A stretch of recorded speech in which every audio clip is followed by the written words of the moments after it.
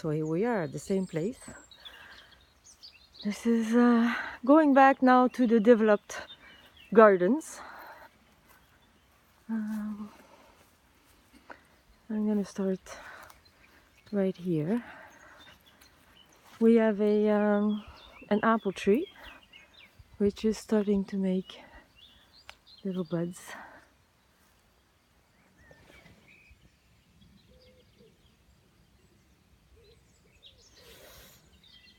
It's April, it's really early yet. And here at the bottom, last year, see, I do have a comfrey, which is coming up and it's really nice. Last year I had put around here bourrache. I had put some flowers for the bees and I had put some beans.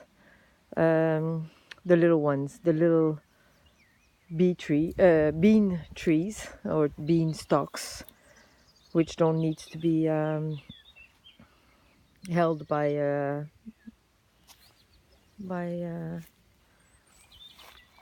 branches and stuff. We still have the comfrey. This one is amazing. It's growing really, really nice. And that's gonna be a cherry tree if it works. This is the compost. So my first bin is the one at the left. I just put my compost this morning in. So this will compost. I put it in the second bin, which right now has lots and lots and lots of nice worms. It's actually composting really nice. It's really light. And you can see all the worms.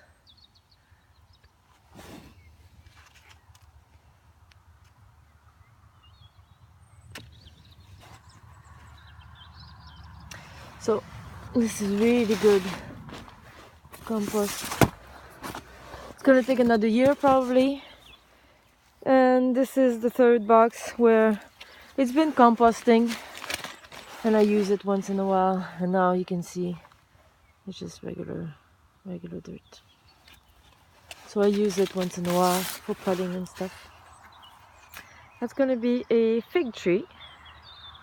We do have 2 or 3 other fig trees by the chicken there. And then this is a palm coal, a palm cabbage that I left running in seeds. That's going to be a lot of seeds, I know. But right now we can eat all those flowers. But you see, all those flowers are visited by our little friends, the bees. So that's mostly why I leave it, because the bees are quite happy to see it. And then eventually we'll have, the seeds will come on those buds, on those buds. Those buds will grow really tall. We'll have the seeds on them. And once in a while I just pick the top here and I just eat that old flower thing. It's quite nice.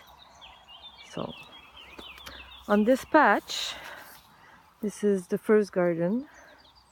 On this patch we will have the cabbages this year again. Oh no, that's going to be the patch for the beans. That's the legumes. That's going to come here. These are the broad beans, which are all nicely on flowers, growing really, really good.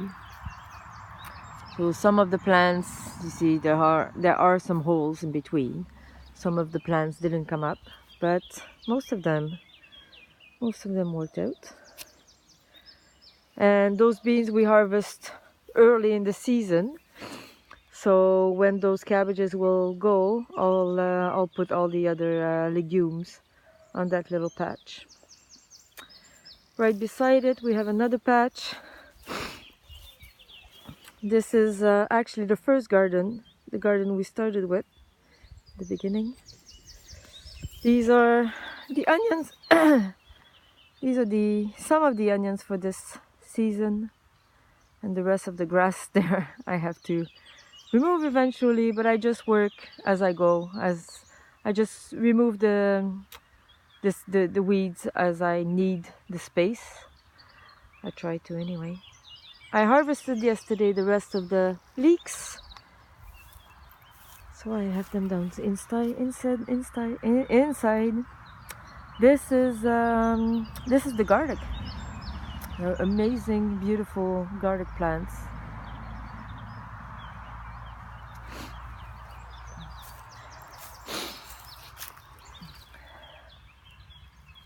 Pretty healthy little guys.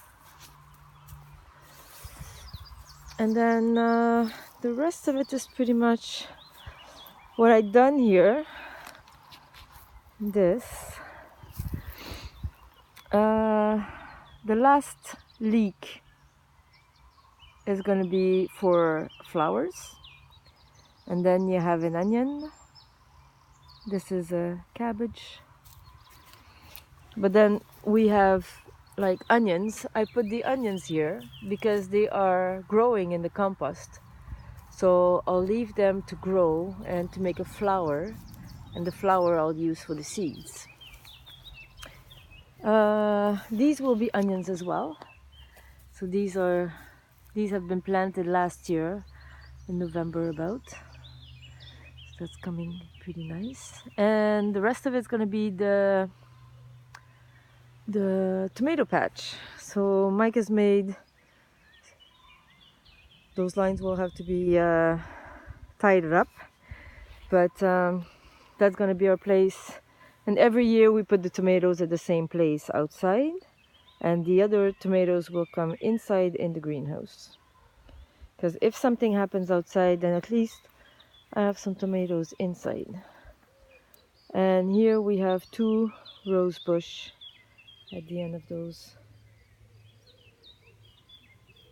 posts. Then I have another patch. Last year we had here some corn. So the patch is actually really nice. I've been starting to, every time I clean the chicken coop, I just pull that black tarp and I put the straw of the chicken coop on it. But you can see under the tarp, oh, sorry Hancho, sorry. You can see under the tarp, everything is dead. So I just put the straw on top, and that ground is ready for planting. And the black tarp makes it warm. So that's going to be another patch for planting. I think this is going to be the cabbages. That's going to be all the cabbages. That's going to be a nice patch. And here beside, I still have some. I had some of those. This is another Swiss chard type. And I have them all the way there. They were all bunched because they grew so thick and so much, like they splits. So this year I just last week I just decided to spread them. So they are coming back slowly. I should probably just remove all the big leaves that are here falling to give time of the middle to give him a little bit of strength, and then he can start all over again. So I'll do that today maybe. And this patch is all ready as well. That's going to be for the courgette. So the courgette are the zucchinis, and the pumpkins. It's going to be a really nice patch this year because everything runs, and so you see I do have some weeding to do, but the patch is, you can see it, it's pretty much delimited by here. And I put straw everywhere to keep my grass good.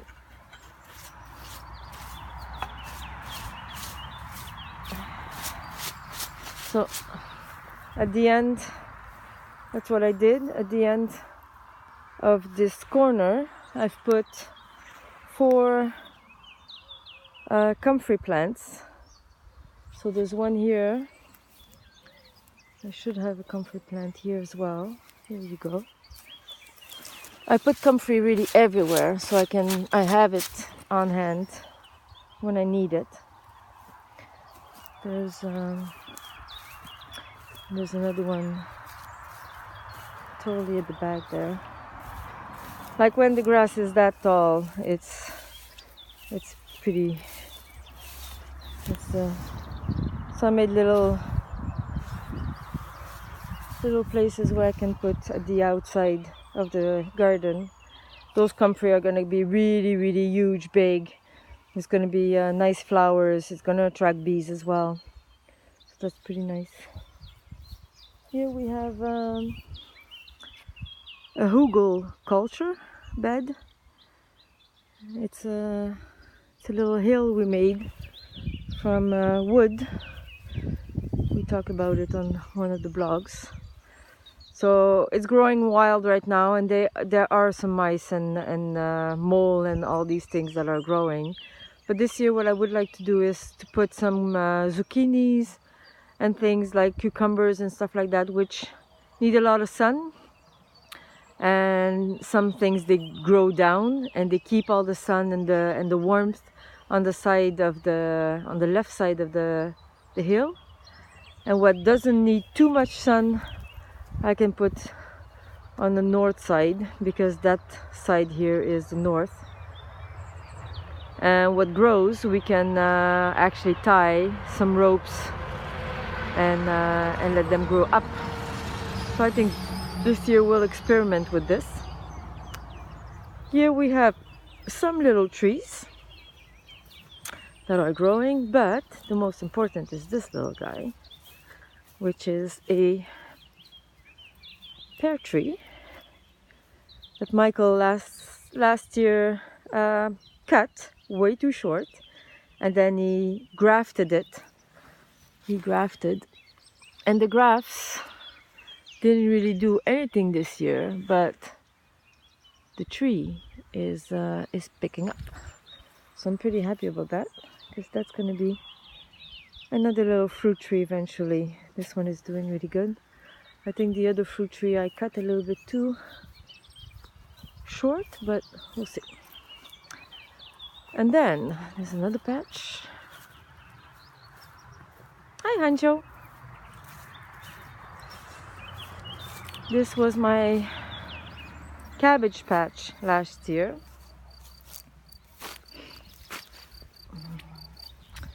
This was the cabbage patch. You can see everything is growing again. I'll still have to do some weeding.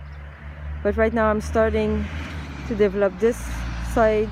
And I seeded yesterday the carrots with the radishes together. So the radishes will come up and the carrots will come after. And by removing the radishes, you give a little bit more room and spacing for the carrots, which is good, because then you don't have to thin the carrots too much, which attracts, the thinning makes a smell and it attracts a fly, the carrot fly, and you don't want it. And you can see that in this patch last year I had put a little bit everywhere some rosemary, and it's coming up this year again. The rosemary will make smells, which also repulse some of the insects. And here there is calendula that is growing from last year. So things are coming back up. And then that's the last patch, I think. Oh no, there's the other one with the seeds, the herbs. This is a patch where last year Mike had the sorghum. He had sorghum here, and that was a trial, and didn't really go the way we wanted. And there was as well sorghum and sunflowers. and we put straw everywhere, or hay actually. And then this week I planted all the potatoes. So 250 holes filled with potatoes, and in some of those holes as well I've put little pea, those sugar snaps, because it gives extra nutrient to the soil, but it actually will protect. It's a plant, I heard, it's a plant that can protect the potatoes against the dorifort. The dorifort is, I don't know how you call that in English, but it's the little pest of the potatoes, which can actually eat your harvest. So we'll see how that goes. But we do need some rain, because the dirt is really, really dry. But anyway, we'll see how that goes. On this side, that's a little batch with flowers and herbs. It's like a middle patch. Because we cut the grass, I put the cuttings here. These are lily, which I planted this year, so they might not flower this year. More comfrey again. Comfrey plant I put everywhere. This is a plantain. I don't know how you call that in English, but it's really good for when you have allergies. It's really good when you have nettles on your skin. You just rub a little piece of that. And these are going to be another marigold, another type of marigold, which should be actually quite nice. I do have some nice fatty plants, some kind of cactus plant here growing. I like them a lot. They grow everywhere and they are no worry whatsoever. And then this is the batch for the spices or the herbs. This is the meliss, lemon meliss. This is a little bit of mint, which I have a lot of mint as well in the greenhouse. And I've planted this year a little lavendel. I have some achille millefeuille. This is a medicinal herb that you can use for problems when you have problems with too much blood, a wound, or it's a bit like a comfrey, but it's the comfrey you should use the roots, whereas this one you use the leaf. You just make a paste in your mouth with the leaves, and then you put that on the wound and it should help it heal. You can also make some tea to if you have too much bleeding problems. This is some kind of a little shallot. No, not shallot. How do you call that? Ciboulette. Ciboule, I don't know in English. This is the flat one. It's like plot. The leaves are not round. This is the Japanese one, and this one the leaves are round, and it's the regular one. It's a little bit. Oh, it's a chive. It's a chive. Here you go. Here I have oregano, which is doing actually really good. And the oregano, what I do is I put it in a little pot there, and eventually when he makes enough roots, I'll just cut the ends, and it's going to give me another new plant. This is thyme. Everybody knows thyme. Rosemary.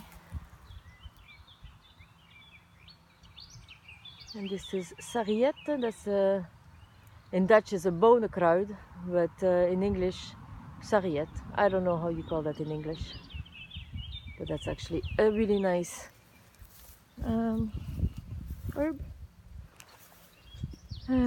This is the bourrache I talked to you about.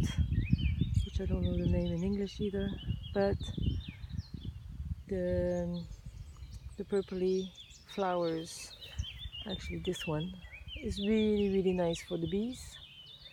This is actually also a really nice one for the bees. Forgot the names. So things are growing here.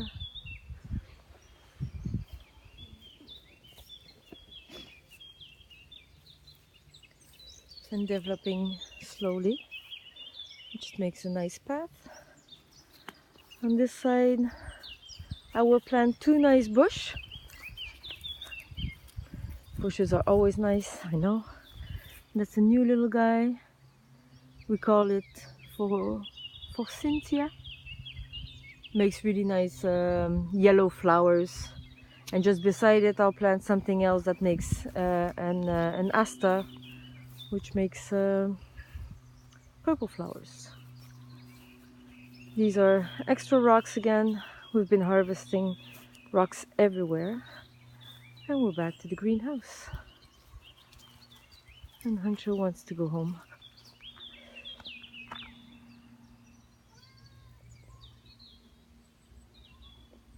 Let's take you inside now.